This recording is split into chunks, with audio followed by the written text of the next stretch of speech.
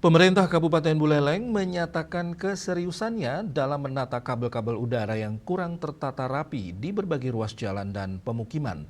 Penataan ini dilakukan sebagai langkah penting untuk menjaga keselamatan masyarakat sekaligus memperindah wajah kota.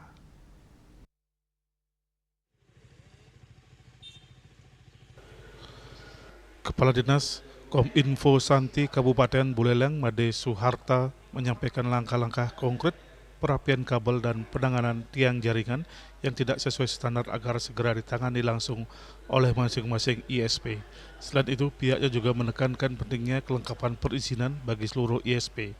Dengan adanya izin resmi dan data jaringan yang jelas, pemerintah daerah dapat dengan cepat menghubungi pihak pemilik kabel apabila terjadi gangguan, kabel putus atau permasalahan di lapangan.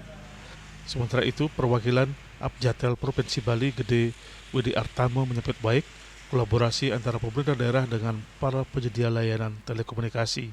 Menurutnya, sinergi tersebut perlu terus ditingkatkan agar penataan jaringan dapat berjalan lebih efektif. Terkait kendala di lapangan, Widiarto menyebutkan masih adanya kelemahan dalam koordinasi, terutama terkait pendataan person in charge PIC di masing-masing wilayah. Yasri Yuli, Bali TV.